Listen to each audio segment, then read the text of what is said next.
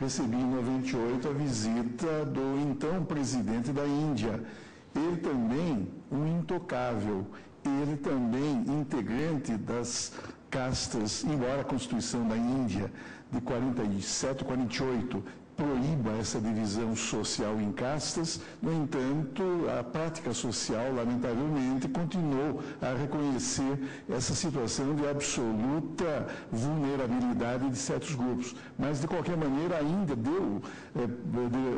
avançou de modo muito expressivo nesse âmbito, e eu até, se Vossa Excelência me permitir, eu também acrescentaria ao nome de Mahatma Gandhi o nome de Nehru, que viria a ser o primeiro-ministro do novo Estado soberano, que também foi responsável pela formulação, junto com o Partido do Congresso, que dominava o parlamento indiano, responsável pela formulação e implementação de políticas de caráter positivo, de natureza afirmativa, de índole compensatória, precisamente tendo em vista esses parâmetros que Vossa Excelência acaba de mencionar. Pois não, eu agradeço a valiosa contribuição de Vossa Excelência. Então, lembro por oportuno, já retomando o meu voto, que o Supremo Tribunal Federal, em diversas oportunidades, admitiu a constitucionalidade das políticas de ação afirmativa. Entre os vários precedentes, menciono a medida cautelar na ADI 1276 de São Paulo, sendo relator o eminente ministro Otávio Galotti, a ADI 1276 de São Paulo, sendo relatora a eminente ministra Ellen Grace, o recurso de mandado de segurança 26071, sendo relator o eminente presidente, agora, ministro Aires Brito, a de 1946 do Distrito Federal, sendo relator o eminente ex-presidente, ministro Sidney Sanches, e a medida cautelar na de 1946 do mesmo relator. Por seu caráter ilustrativo, reproduzo aqui trecho do voto proferido pelo ministro Nelson Jobim na ADI 1946, na medida cautelar, então, de relatoria do ministro Sidney Sanches. Disse, então, o ministro Jobim o seguinte: levantamentos feitos por um grande economista americano, prêmio Nobel, Paul Samuelson, que, aliás, escreveu vários livros de economia, foi um professor de praticamente todos os economistas desta última geração, no seu famoso livro Macroeconomia, são incisivos. Verificou-se no levantamento feito pelo MIT, o Massachusetts Institute of Technology, que no mercado de trabalho, em relação às mulheres, havia discriminação. Observou-se que as fontes de discriminação consistentes na diferença para maior dos rendimentos dos homens em relação às mulheres, havia uma discriminação. Observou-se que as fontes de discriminação consistentes na diferença para maior dos rendimentos dos homens em relação às mulheres têm razões complexas, dizia então o ministro Nelson Jobim: hábitos sociais, expectativas, fatores econômicos, educação, formação e experiência profissional. Mas registrou-se outros fatos. As mulheres tendem a interromper suas carreiras para terem filhos, o que provoca essa situação específica. E, em face disso, são discriminadas. Ou não se emprega a mulher para se empregar homens, ou ao empregar a mulher, paga-se um salário aquém do salário médio para o homem. A diferença financiaria os ônus decorrentes do gozo do benefício. Ora, isso tem como consequência uma baixa equalização entre homens e mulheres no mercado de trabalho. Nos Estados Unidos da América, com o governo Johnson, iniciou-se um processo curioso de discriminação positiva que recebeu a denominação, em subaspas, de ricos ônus johnsonianos. Começou com o problema racial do negro americano, estabeleceram-se as cotas, eram as affirmative actions. Para essa questão feminina havia as leis de referência, o Civil Rights Act de 1964, o Equal Pay Act de 1963. Todo um conjunto de regras ajudou a desmantelar nos Estados Unidos as práticas discriminatórias mais evidentes. E continua o voto do ministro Jobim, do qual destaco o último trecho que me parece interessante. Dizia então Sua Excelência: a discriminação positiva introduz tratamento desigual para produzir no futuro em concreto a igualdade. É constitucionalmente legítima porque se constitui instrumento para obter a igualdade real. examinado o conceito de ação afirmativa e, depois de revisitados os presidentes da Corte sobre o tema, passo a seguir ao exame das demais questões suscitadas nestes autos. Então, agora examino os critérios para ingresso no ensino superior que foram discutidos na DPF também na tribuna. A Constituição Federal preceitua, em seu artigo 206, 1, 3 e 4, que o acesso ao ensino será ministrado com base nos seguintes princípios: igualdade de condições para o acesso e permanência na escola, pluralismo de ideias e gestão democrática do ensino público. Registro, por outro lado, que a Carta Magna, em seu artigo 208, 5, consigna que o acesso aos níveis mais elevados do ensino, da pesquisa e da criação artística será efetivado segundo a capacidade de cada um. Vê-se, pois, que a Constituição de 1988, ao mesmo tempo em que estabelece a igualdade de acesso, o pluralismo de ideias e a gestão democrática como princípios norteadores do ensino, também acolhe a meritocracia como parâmetro para a promoção aos seus níveis mais elevados. Tais dispositivos, bem interpretados, mostram que o Constituinte procurou temperar o rigor da aferição do mérito dos candidatos que pretendem acesso à universidade com o princípio da igualdade material que permeia todo o texto magno. Afigura-se evidente, de resto, que o mérito dos concorrentes que se encontram em situação de desvantagem com relação a outros, em virtude de suas condições sociais, não pode ser aferido segundo uma ótica puramente linear, tendo em conta a necessidade de observar-se o citado princípio da igualdade material. Com efeito, tendo em conta a diversidade dos atores e interesses envolvidos, o debate sobre os critérios de admissão não se resume a uma única ótica, devendo ser tratados sob diversas perspectivas, eis que são distintos os objetivos das políticas antidiscriminatórias. Essa é, por exemplo, a visão de Catherine Smith, segundo a qual, entre aspas, os argumentos a favor da ação afirmativa podem ser divididos em argumentos deontológicos, a ação afirmativa é equitativa, é justa, como um remédio para um passado injusto. Seus defensores argumentam que as preferências de grupos não equivalem à discriminação de grupos. Isso deve ser levado em consideração no vasto contexto em que as preferências raciais de gênero são aplicadas. Ademais, as preferências de grupos não comprometem a equidade, pois os indivíduos não têm direitos automáticos a quaisquer benefícios em decorrência de seus talentos naturais ou habilidades. É tarefa da sociedade distribuir benefícios de acordo com critérios razoáveis e publicamente justificados conforme objetivos sociais mais amplos. De acordo com os consequencialistas ou utilitaristas, a ação afirmativa enseja um número considerável de resultados positivos, a qual ou fortalece a justiça dessa política ou supera quaisquer injustiças que possa envolver. Fecho aspas. Na presente ação, o que se questiona basicamente é a metodologia de reserva de vagas empregada para superar a desigualdade étnico-racial ou social dos candidatos à universidade pública, em especial os fundamentos sobre a qual ela se assenta. Ora, as políticas que buscam reverter no âmbito universitário o quadro histórico de desigualdade que caracteriza as relações étnico-raciais e sociais em nosso país não podem ser examinadas apenas sob a ótica de sua compatibilidade com determinados preceitos constitucionais isoladamente considerados ou a partir da eventual vantagem de certos critérios sobre outros. Elas devem, ao revés, ser analisadas à luz do arcabouço principiológico sobre o qual se assenta o próprio Estado brasileiro, desconsiderando os interesses contingentes e efêmeros que envolvem o debate. Não raro, a discussão que aqui se trata é reduzida a critério de defesa, reduzida à defesa de critérios objetivos de seleção, pretensamente isonômicos e imparciais, desprezando-se completamente as distorções que elas podem acarretar quando aplicados sem os necessários temperamentos.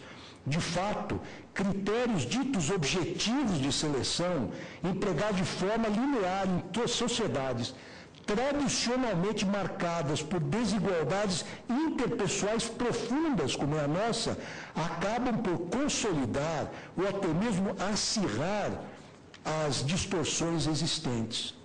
Os principais espaços de poder político e social mantêm-se, então, inacessíveis aos grupos marginalizados, ensejando a reprodução e a perpetuação de uma mesma elite dirigente. Essa situação afigura-se ainda mais grave quando tal concentração de privilégios afeta até a distribuição de recursos públicos.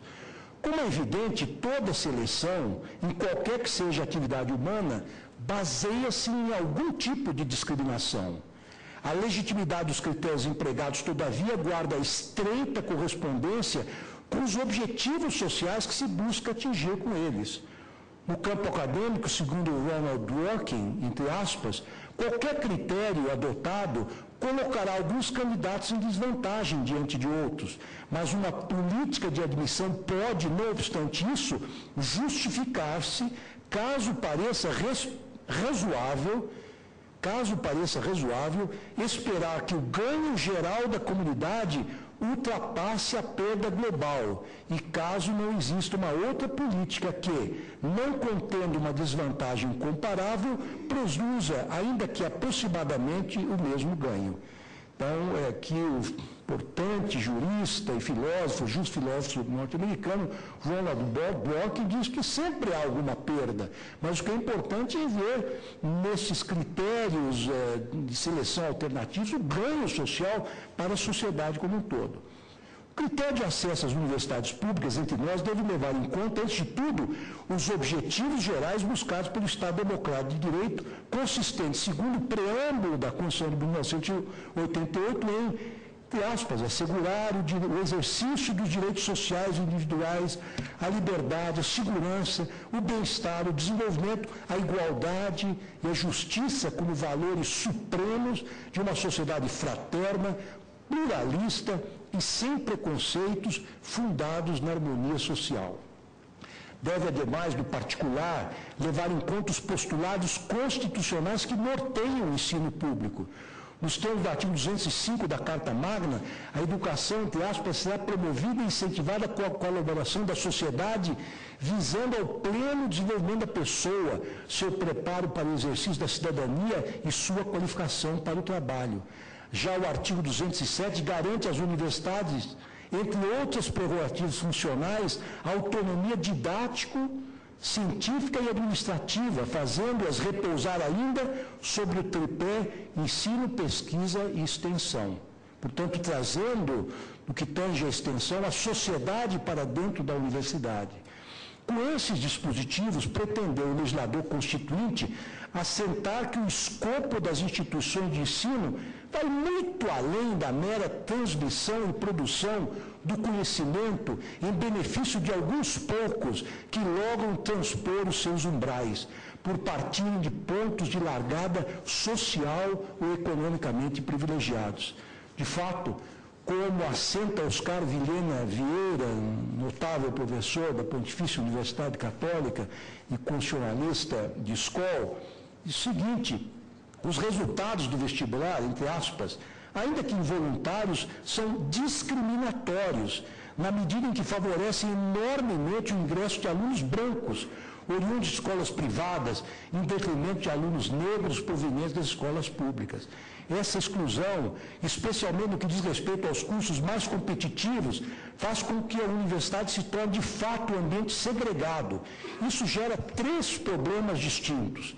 Em primeiro lugar, viola o direito dos membros dos grupos menos favorecidos de se beneficiar do bem público da educação, em igualdade de condições com aqueles que tiveram melhor fortuna durante seus anos de formação. Esta universidade predominantemente branca, em segundo lugar, falha na sua missão de constituir um ambiente passível de favorecer a cidadania, a dignidade humana, a construção de uma sociedade livre e justa. uma universidade que não integra todos os grupos sociais, dificilmente produzirá um conhecimento que atenda aos excluídos, reforçando apenas as hierarquias e as desigualdades que têm marcado a nossa sociedade desde o início da nossa história. Por fim, a terceira consequência está associada ao resultado deste investimento público, chamado sistema universitário em termos de erradicação da pobreza e da marginalização. Pelos dados do MEC, o número de negros que conquistaram o diploma universitário limita-se a 2%.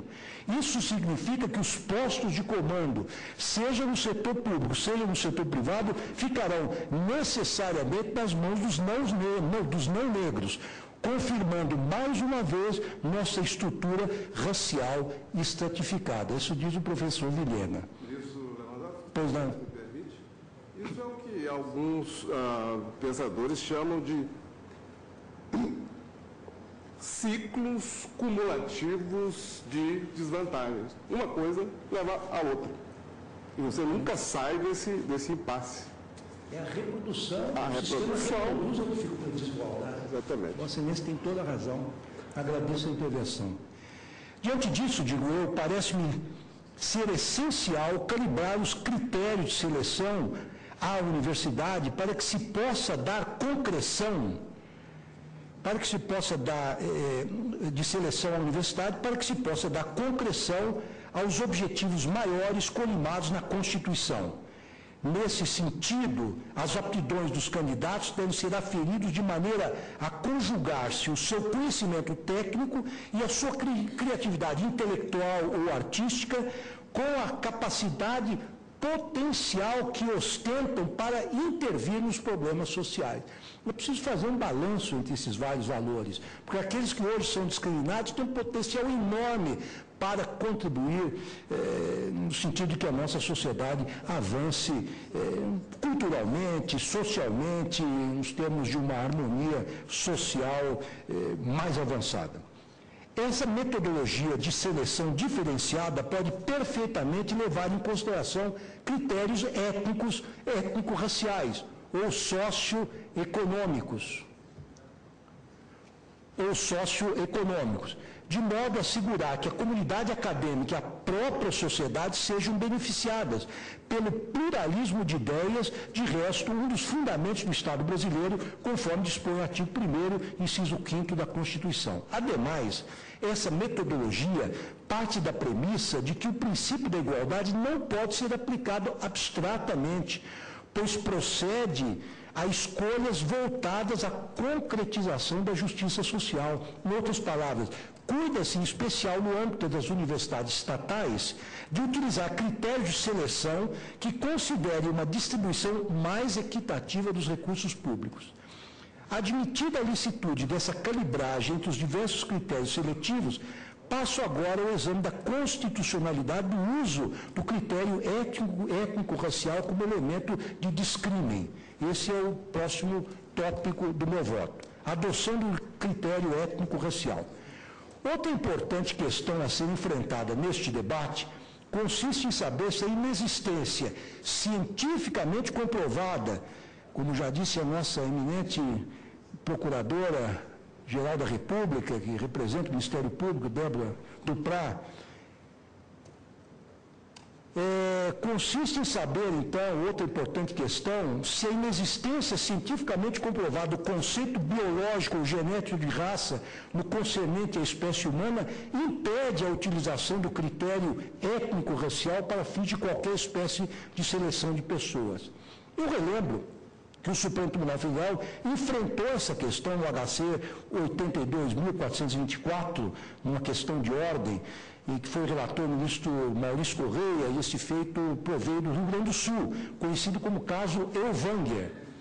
Em setembro de 2003, o plenário desta Suprema Corte confirmou por maioria de votos a condenação de Siegfried Elvanger, autor de livros de conteúdo antissemita pelo crime de racismo. Nesse precedente, o STF debateu o significado jurídico do termo racismo, abrigado no artigo 5º, inciso 62 da Constituição.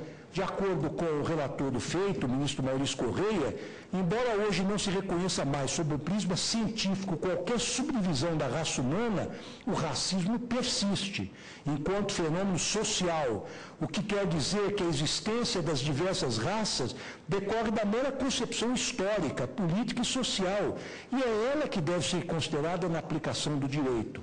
Essa também foi a conclusão do ministro Gilmar Mendes, que assim se pronunciou.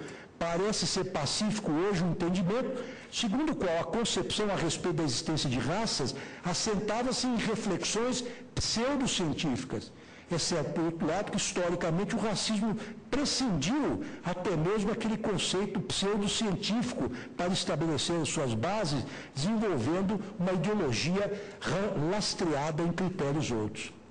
Tal ideia foi desenvolvida em sede acadêmica por Antônio Manuel Espanha, da seguinte maneira: a questão étnica, entre aspas, apresenta analogias muito fortes com a questão de gênero. Em ambos os casos, o argumento relativamente ao direito ocidental é o mesmo. Ele está pensado por brancos, fundados na sua cultura, na sua visão de mundo, na sua racionalidade, na sua sensibilidade, nos seus ritmos de trabalho, nos seus mapas de espaço, nos seus conceitos de ordem, de belo, de apropriado, etc. E perseguindo, portanto, seus interesses. Quer dizer, uma concepção cultural do direito próprio de uma certa categoria social, da concepção essa da qual ainda somos tributários. Continua, então, esse professor, conceitos jurídicos formados na tradição cultural e jurídica ocidental foram exportados como se fossem categorias universais e aplicados a povos a que eles eram completamente estranhos, desagregando as suas instituições e modos de vida e aplicando-lhes modelos de convívio jurídico e político do Ocidente. Isso não teria a ver apenas com as diferenças culturais originais, mas também com a conformação da mentalidade ocidental e nativa por séculos de experiência colonial europeia. Esta teria começado por construir os conceitos de raça, como a história prova que aconteceu, e depois teria habituado a cultura ocidental a relações desiguais com outras culturas, consideradas como culturas inferiores, sujeitas à tutela educadora dos europeus. Fecho aspas. Cumpre afastar, então, para os fins dessa discussão, o conceito biológico de raça, para enfrentar a discriminação social baseada nesse critério, porquanto se trata de um conceito histórico-cultural artificialmente construído para justificar a discriminação ou até mesmo a dominação exercida por alguns indivíduos sobre certos grupos sociais maliciosamente reputados inferiores. Ora, tal como os constituintes de 1988 qualificaram de inafiançável o crime de racismo, com o escopo de impedir a discriminação negativa de determinados grupos de pessoas, partindo do conceito de raça, não como fato biológico, mas enquanto categoria histórico-social, assim também é possível empregar a mesma lógica para autorizar a utilização pelo Estado da discriminação positiva com vistas a estimular a inclusão social de grupos tradicionalmente excluídos. É o que afirma a já citada Daniela Ikawa, entre aspas. O uso do termo raça é justificável nas políticas afirmativas por ser o mesmo instrumento de categorização utilizada para a construção de hierarquias morais convencionais não condizentes com o conceito de ser humano dotado de valor intrínseco ou como princípio de igualdade e de respeito. Se a raça fosse utilizada para construir se a raça foi utilizada para construir hierarquias, deverá também ser utilizada para desconstruí-las. Trata-se de um processo de 3 diferentes fases. 1.